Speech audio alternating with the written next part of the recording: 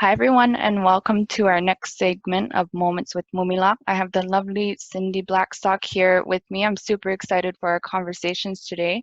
And of course, as always, before we get started, the purpose of these conversations is to share Indigenous perspectives, experiences, and thoughts. These perspectives are not my own. I am looking to create awareness and support discussion amongst Indigenous peoples ourselves and among Indigenous and non-Indigenous peoples outside of these Zoom segments. And I want to go back a little bit. And for myself, there was kind of I wouldn't say a aha moment, but there was definitely a period of time, a number of years after I'd graduated. And for context, I am 26. I graduated in 2011. That it took 3 or 4 years before a light bulb went off, and I said, I never learned my own history. I learned Mhm. all about World War and II, and I can't tell you anything about that anymore. I read Shakespeare. I can't tell you. I know I read Macbeth, but that's about all I can tell you. But it took me a long time to really realize I don't know much about myself, and I'm on my homelands, my ancestors' homelands, and they're not teaching me about me. And it then develops this idea of normality that we don't see ourselves in positions of power, in positions of influence, in positions of existence almost.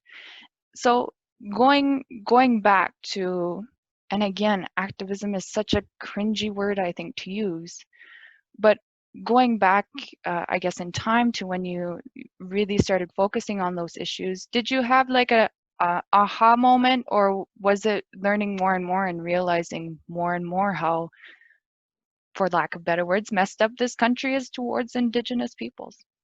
Yeah, I think as a young girl, when I was experiencing discrimination but didn't know it, um, my first response was, what did I do wrong?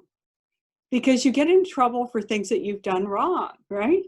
And then when I realized it was directed at everybody who's First Nations, it was, well, what did we do wrong to these people? This is how you process it. And then you realize that you didn't really do anything wrong, that it was on the other side.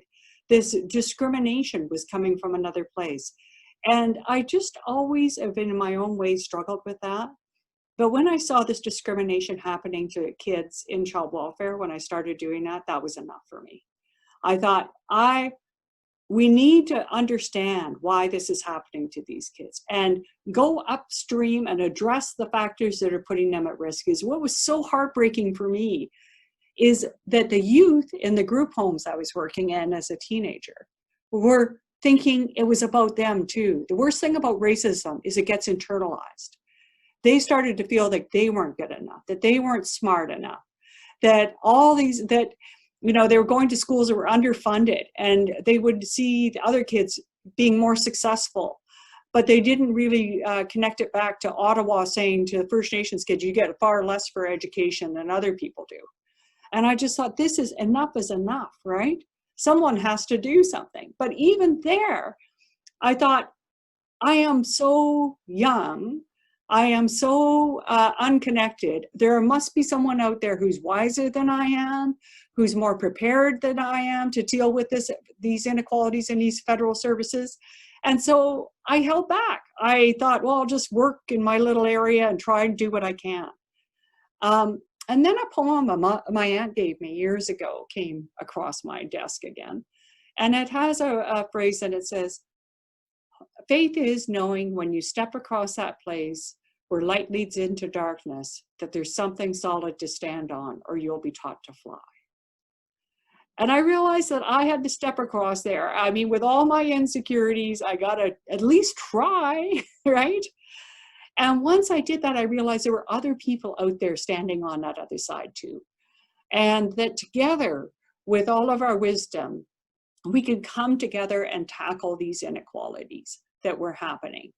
And over the years, we have had to deploy a bunch of strategies because at first we relied on, the goodwill of the government. And that clearly didn't happen. So we had to litigate against them. And you use that word activism, and I too cringe at it when people call me an activist, because for many of the reasons you're articulating. And it's so interesting, like we're in an era, and I just want to acknowledge the passing of John Lewis in the United States.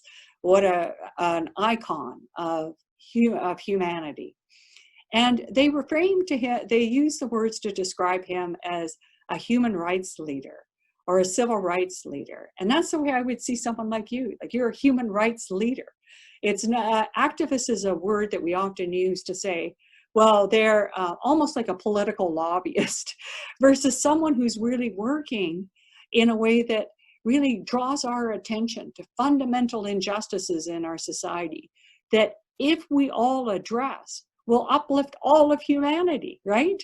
How can Canada ever go to the international stage and criticize other people's human rights strategies when it's got an Indian Act that puts people on reserve, and it's racially discriminating against kids in ways that lead to their deaths and their unnecessary family separations, right? That's the disconnect that we have to make clear and present for Canadians so that they demand better of their government. Absolutely. And I want to go, um, I'm just, ever since I started this job, I could be in the middle of a thought or doing something and I completely lose it. And sometimes it doesn't come back. Sometimes it does. And I had it right there and now it's gone. So I'm going to go to the next question I was thinking about. In terms of moving forward, I don't even know if that's the right term to use, but in terms of legislation and what we have seen the federal government do, I think that the Jordan's principle was something that not very many people at the time realized the impact that that could have, the change that that can make. Can you talk to us a little bit about the Jordan's principle for people that are unaware of it and how that has created change, and if you've seen it create more challenges than what are your thoughts on the Jordan's principle?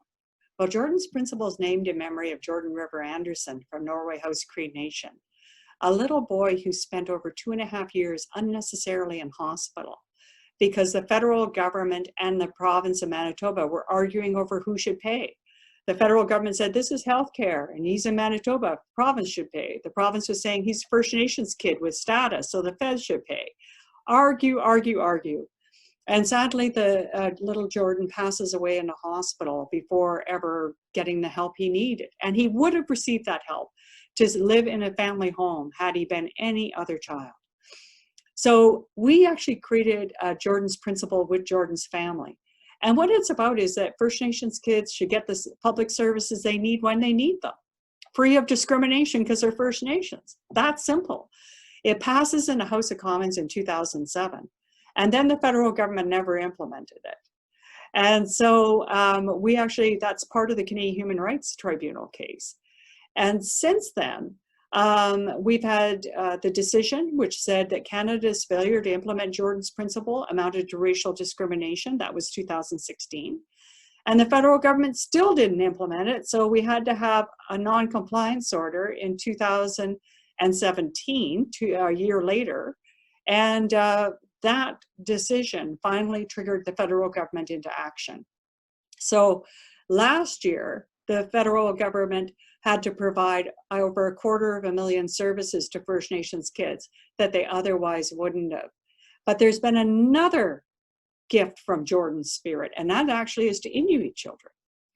And there's a wonderful backstory on that, in that, we filed our human rights case in 2007. 100 years before that, in 1907, a non-Indigenous doctor was working over at Indian Affairs.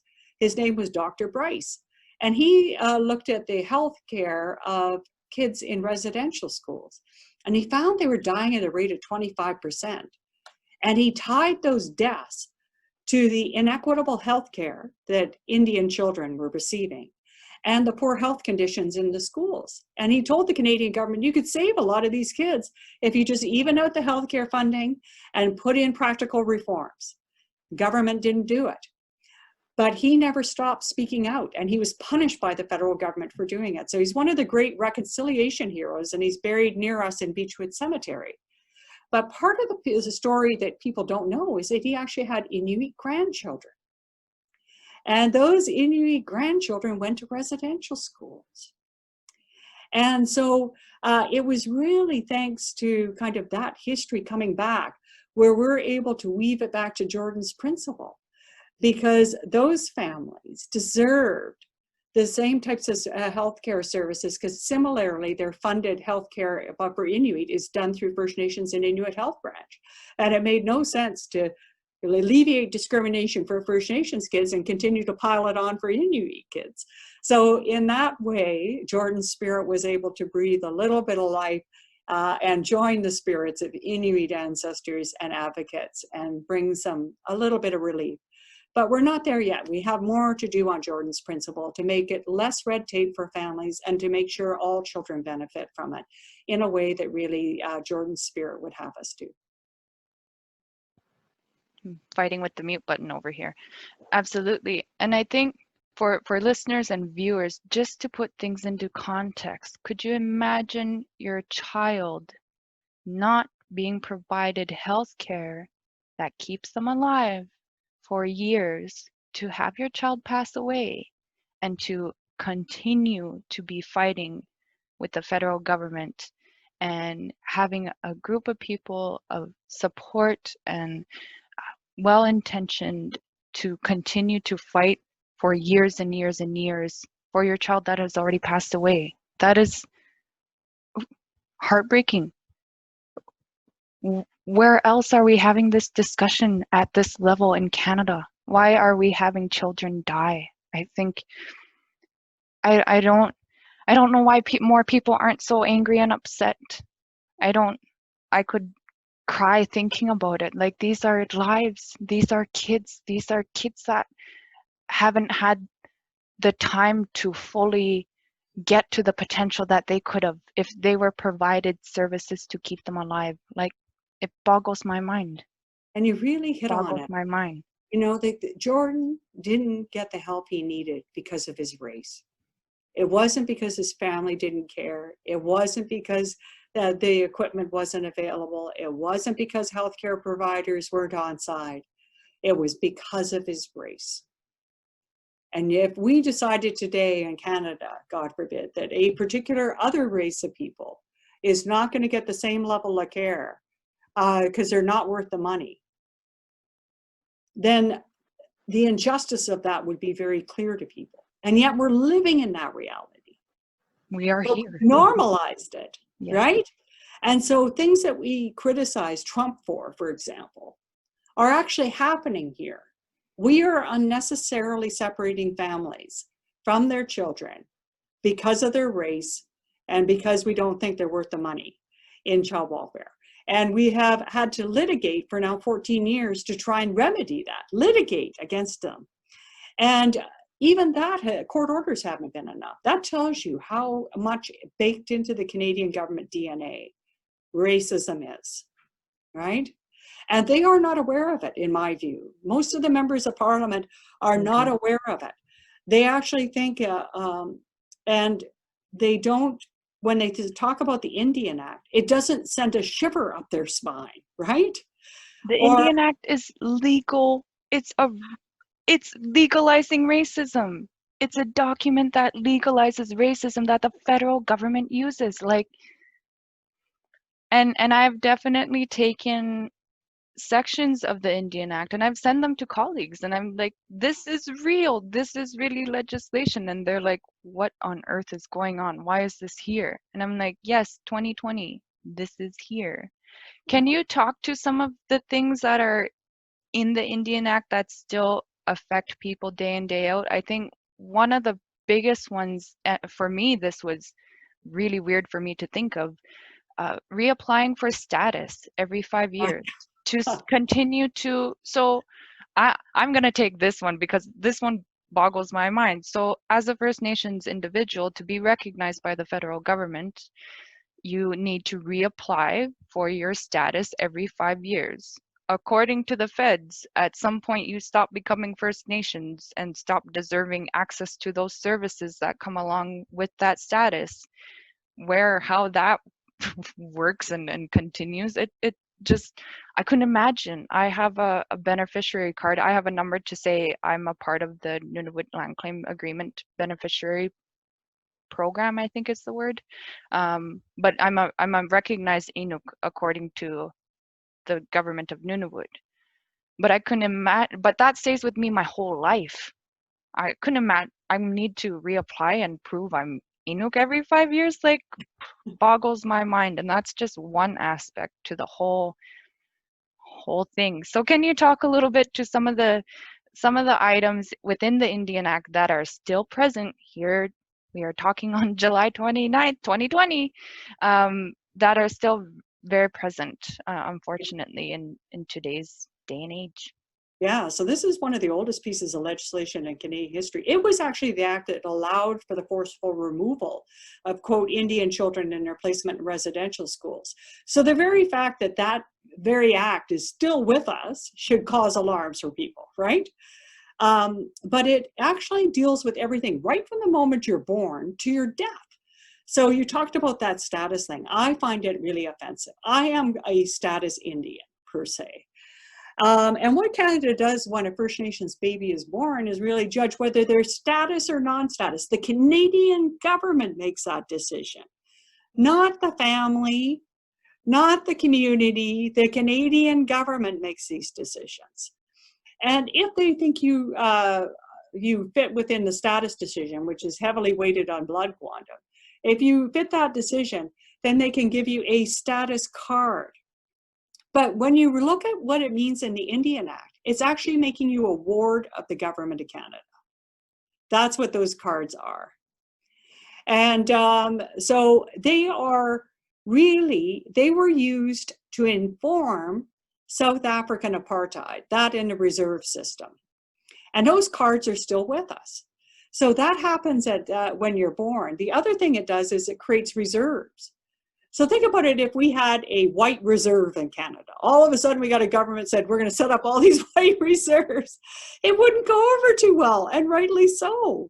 But this is what happened to First Nations. You take away their land and you shove them on these reserves, often land that couldn't be used for their traditional lifestyle. So it disrupted that. So we still have reserves today. And we also have band council government. And that was actually when colonialism happened, many of our communities were actually matriarchal. In the way I put it simply is, for thousands of years, our ancestors knew men wanted the power, but women should control it. So we're very matriarchal. And they came by, and the Indian Act really put on a patriarchal band council system. For many years, women couldn't sit on band councils or be chiefs. That has since changed, but the band council system was displaced our traditional forms of government. The other thing that a lot of people don't realize is even if when you die, the Indian Act has some effect. So you know how we can create wills? It's become a lot, people have been talking a lot about how to will their estates. You can do that as a First Nations person, but the Minister of Indian Affairs can override your will. And so if you willed a particular piece of land, for example, to your children, the minister can say, well, we want that land for the government, so we're going to override that will and we're going to take that land. The other things that it kind of looks at is resources and ownership. So you don't own your land on reserve. It's held in trust for the crown, which means the government, right? And until recently, you didn't even own things on reserve. If I had a cow on reserve and I wanted to sell that cow, I actually would be in some ways in contravention of the act, because the cow belonged to the queen, not to me as a First Nations person. So this act is so crazy, and it's on the books. And importantly, people need to know there was a solution to get rid of this thing in 1996 called the Royal Commission on Aboriginal Peoples. And it provided a 20-year map out of the Indian Act. And Canadian governments never followed it. And therefore, we're still stuck with this act. I mean, the very fact we have a Department of Indigenous Services or Indigenous Crown Relations really worries me. Right? Because it's like, can you imagine if we subbed out that word Indigenous and put another racial group, and that the government has a whole architecture of law, of policy to control that particular group. Like, it would be offensive. Yeah, but there it is, Department of Indian Affairs or Department of Indigenous Services, no matter what they change their mind to, they are the ones that are given authority through the Indian Act. Absolutely. I had no idea about that, the land piece. I still have a ton of learning to do, definitely. And that's the other thing. I want to shift focus a little bit to, you had mentioned blood quantum. I think is Yeah, something that it's such an difficult conversation sometimes, because we in this society, we do measure a lot of things, and I think we unmeasure unnecessarily sometimes. I would say I'm Inuk, and a lot of people don't know or don't realize I'm half white. I'm half Danish. My mom's Danish, and so I'm half Inuk if we look at blood quantum. But I'm still Inuk. That's still who I am. It's still my culture. It's still the people that I am a part of. I belong to them. They belong to me. It's my people. Um, but I think that that's something that is an incredibly difficult conversation sometimes, especially for First Nations groups. And to me, I think that's the historical aspect of experiencing legal racism for a longer amount of time. And I think in within Southern Canada, that relation, and again, I don't like that word, that relation between First Nations, Indigenous groups in the South, and the federal government compared to the North is different. I think that First Nations groups often experience more decades of longer, more in some cases more intense legal racism. But can you talk a little bit to, I think, why don't we start with blood quantum and how that unfortunately is being used to measure people, and even amongst ourselves, I find that that's a conversation that we have often. I have lots of half white friends, half Inuk, half white friends, but they look more like their white side. So I wouldn't look at them and necessarily say, if I didn't know them, oh, that's an Inuk. But yeah. that doesn't make them any less Inuk than me. If I looked more like my white mom, then I'd be in the same situation. But I look like my Inuk dad. So people look at me, I say I'm Inuk and I have the tattoos and all. So they're like, oh, right, she is. And then they look at someone else who is Inuk, just as Inuk as me, if not more, because they speak the language or whatever it may be, that we're measuring even Indigenous peoples amongst ourselves.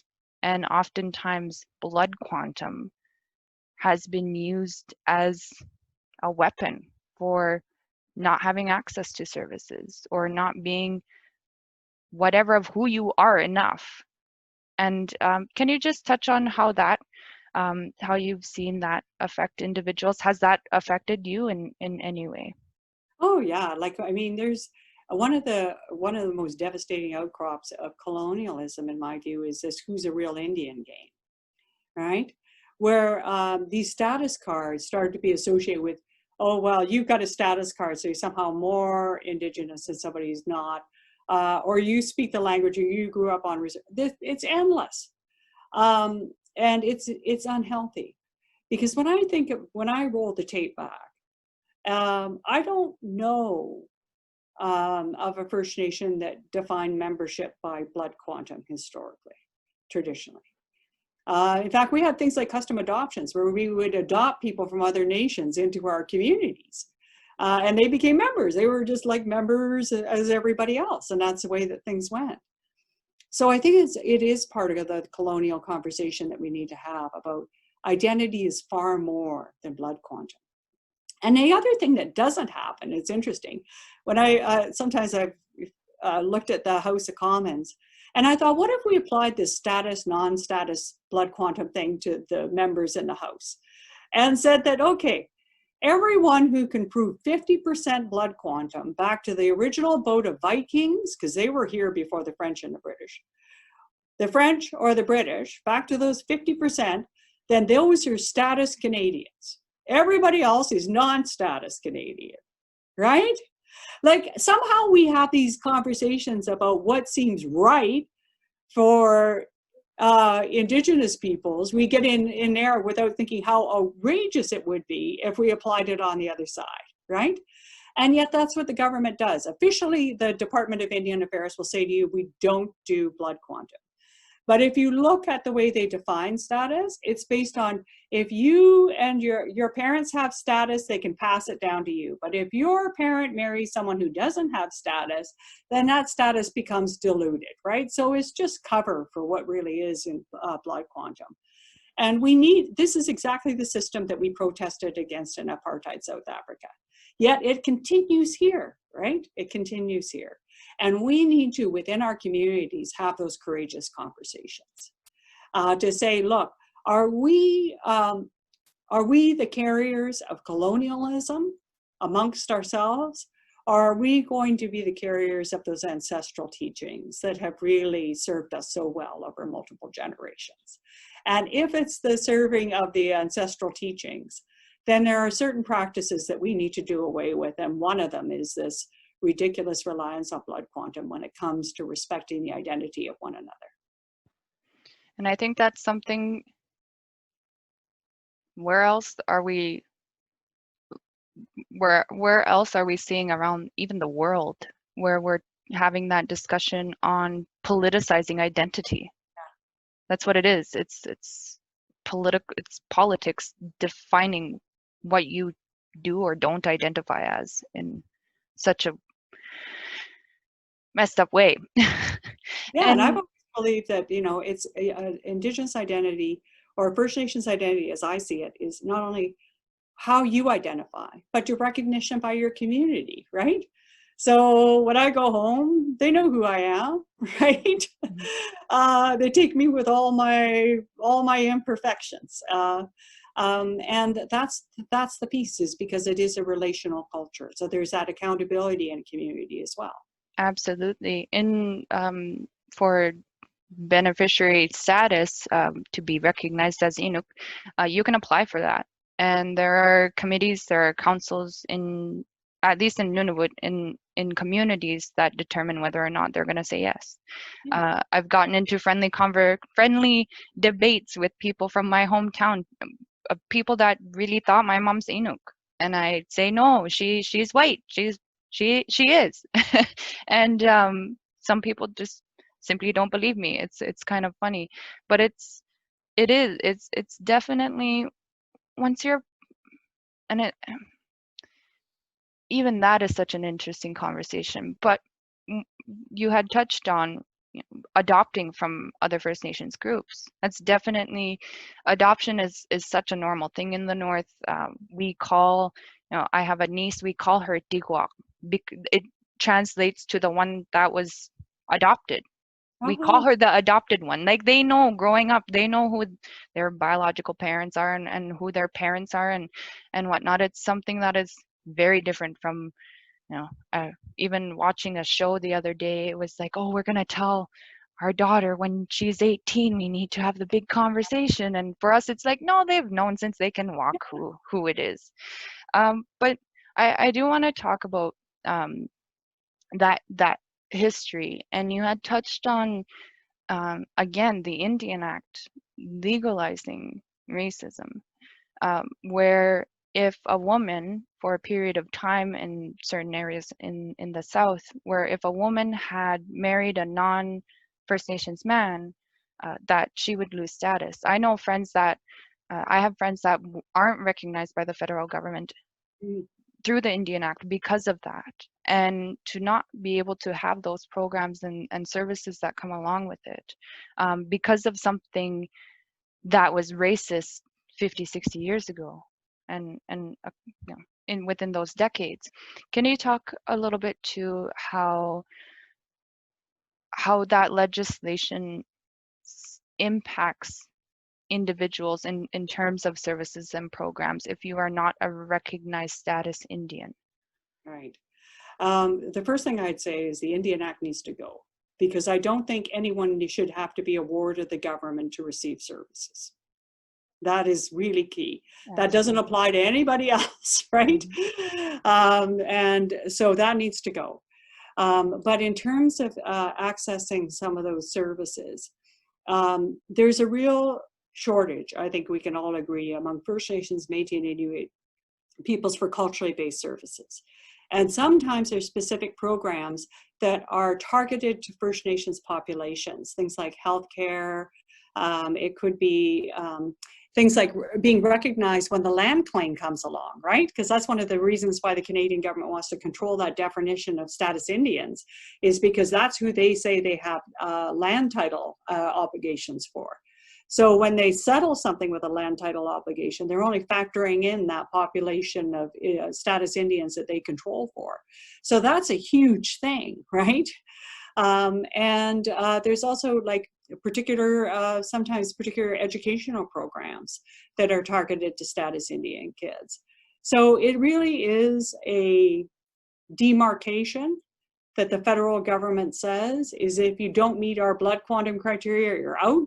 If you do meet our blood quantum criteria, you're in, but you're a ward of our government as an exchange. And that just seems to me to be a Faustian bargain, right? That there should be recognition on the basis of identity, and people should be able to access services on the basis of that, not on the basis of this status, non-status stuff. Absolutely. And it's so just, I can't, most days are really, I just have a floating question mark above my head that you can't see. And you had touched on, we have been talking a lot about history, and I think, and I'm wondering this out loud, for Inuit, we're very oral history. Even the syllabics, the symbols for Inuktitut, that's not from Inuit. It was an adoption from, I believe, Cree, which I believe even that might have been forced written language onto them. So when you look at the symbols, they're very, very similar, because that's what the Canadian government, to my knowledge anyways, had decided to adopt. And we hear and see stories a lot in relation to Inuit and history and Canadian history. I think the most recent one, TikTok, it's a big thing. I haven't gotten into it yet, but I'd seen a video circulating very, very widely, and it's looks like a white youth, I can't even say kid, it's an older individual, who's talking about the ships near Joe Haven, the Franklin ships, and is giving these facts. But really what it is written white history that does not take into account oral Inuit history. The Franklin ships were discovered in 2014. You ask an Inuk there, the place is legitimately called where the ships are, and have been called that for years and years and years. All you had to do was say, "Hello, Inuit. Do you know of something you want to tell us about?" Like and even that conversation, there's a lot of individuals from that community that don't want those ships touched. It is very much a part of Inuit beliefs, if you will, that you don't touch things that, like I was told growing up, you don't touch bones that are out on the land. They're to go back to the land. You leave them if they're already there and bare. You know, and it doesn't take into consideration that oral history, because when you talk to Inuit, when you talk to people that have that knowledge that has been passed down through either community or family, what you hear most often is that Inuit took in settlers or explorers or discoverers, whatever weird word you want to use for that. And most often what you hear is that Inuit helped to the best of their ability with those individuals. Those individuals would not have survived without Inuit. You also hear of there are half Black, half Inuk families, because whalers came up before the government, and there's a whole piece of history we are missing because we don't recognize and value oral history as much as we do written in Canada. And the written history is written by white people that